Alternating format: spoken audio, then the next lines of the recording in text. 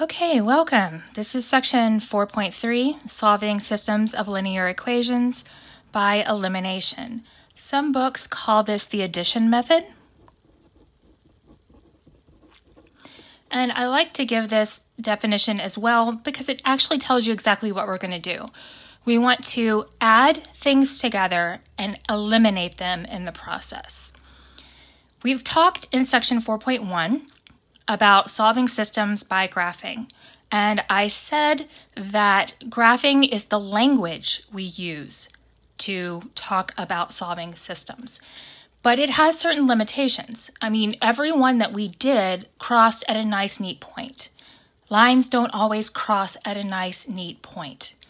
Now, technically, it crosses at this ugly fraction, but we as humans are just not able to read it off. Or maybe our lines cross a million miles away. Nobody wants to draw a grid that big. So we have some other methods to get this done. In this class, we skip section 4.3. We talk about that method in intermediate algebra. There are also more methods you're going to learn in college algebra. But for right now, what we're going to do is we're going to solve by elimination. What we want to do is we want to be able to add two equations together, combine like terms, and have one of our variables go away in the process. Okay? This one is already set up for us. Remember that there's a 1 here, here, and here. And if we add these together, combining like terms, 3x plus 1x would be 4x. Negative 1y and positive 1y, those cancel out. Here's where we're eliminating one of our variables. And this is equal to negative 12 plus 4 would be negative 8.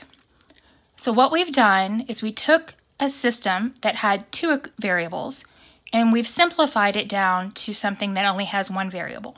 We know how to solve 4x equal to negative 8. We divide both sides by a 4. And we would get x equals negative 2. Okay. Now, a lot of people just stop right here, but you're not done. You're only half done. Remember, your answer should be an ordered pair. That means we need both x and y. This section, you're going to have a lot of choices. And I don't want you stressing too much about making the quote-unquote correct choice. With time and practice, you might learn to see where some might be a little bit faster than others.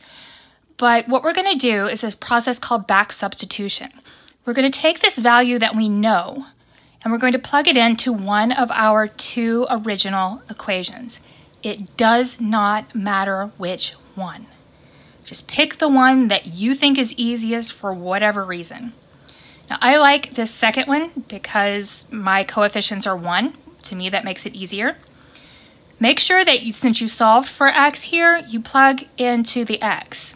So this would be negative 2 plus y. You can put the 1y in there if you still need it, is equal to 4. To solve this, we need to move this 2 over here. So I'm going to add 2 to both sides. And we get y equals 6. So the answer to this system is an ordered pair. It's going to be negative 2, positive 6. If we were to graph these two lines, they would cross at precisely the point negative 2, positive 6. You should take the time and double check this like we did at the beginning of section 4.1.